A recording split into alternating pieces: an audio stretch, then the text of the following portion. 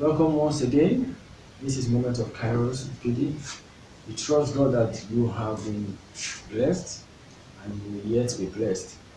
Now, beyond you being blessed, we also trust God that you will reach out to others in manner that will also impact your life so that this Kairos moment can fill our hearts.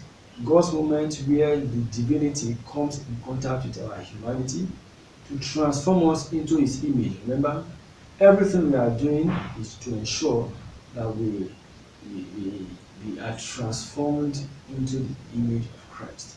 However, we are zooming in on relationship to see how God will want us to define and go about our relationship. Today we are continuing again with our question and answer series, and here is the question we have. How do you, a very spiritual lady, handle a man who is not as spiritual as you, or when he is not God driven? A man who is not as spiritual as you, or that is not God driven. I want to say first and foremost, it's important that we clarify that there's nothing like over spiritual or very spiritual. It's just like there's nothing like over godly or very godly. You are either spiritual or carnal. You're either godly or ungodly. Okay? So it's important that we state that because the Bible says in the book of Romans chapter 12, verse 2 and 3, particularly verse 3, it says, I speak to every man not to think of himself more highly than he ought to, but to think soberly, according as God has given to every man or dealt with every man the measure of faith.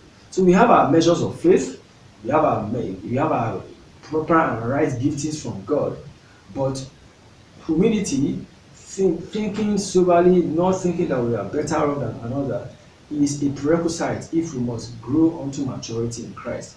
Having said that clear, then I want to redefine what you mean.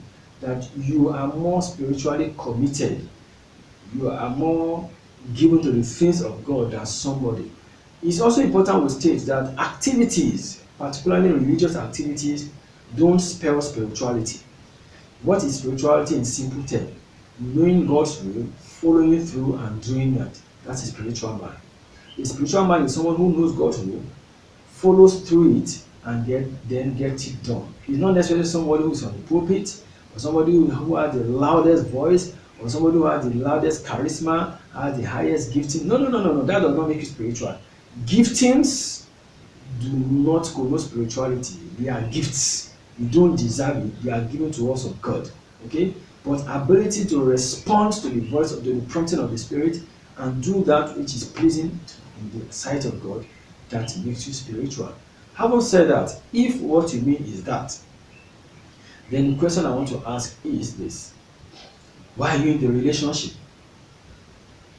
Except where the man does not have a platform to mature, perhaps you are from an assembly where the word of God is being taught and giving serious, serious concern. The word of God is a determining factor of your lives, and this man, born again, quite alright, but unfortunately does not have that kind of platform. Maybe it's in an assembly where everything just goes, an assembly where the word of God is not being held in high esteem.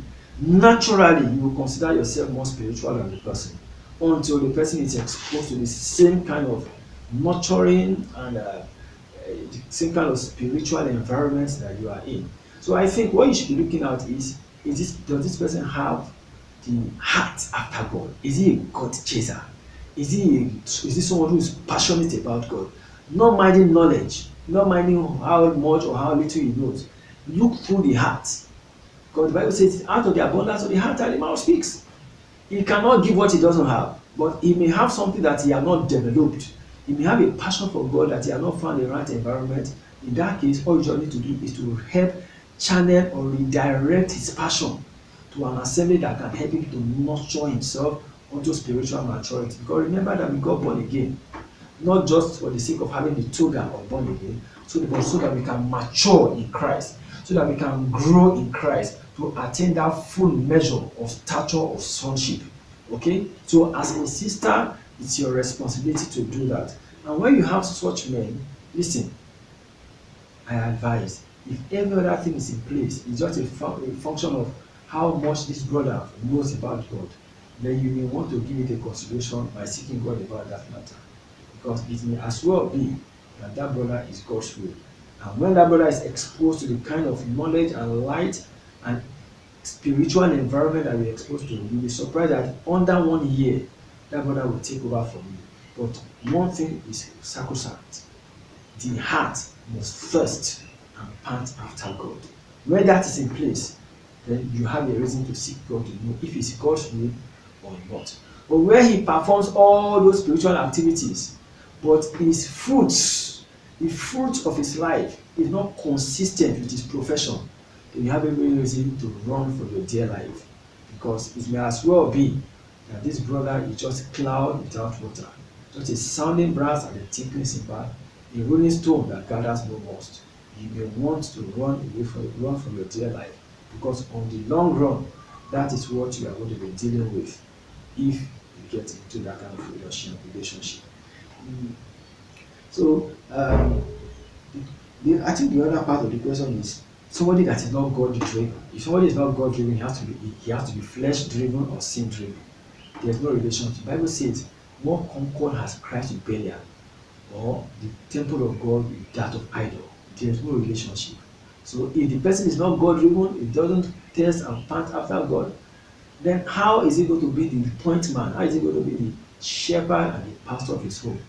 How is he going to teach you the word of God? Remember that Adam, before God brought Eve to Adam, God said everything that Adam was doing, if you check the biblical account in Genesis, was according to the will of God. As a matter of fact, he was always having communion with God, to the extent that all the creatures of God, God brought them to Adam, and Adam named them after the mind of Christ, after the mind of God.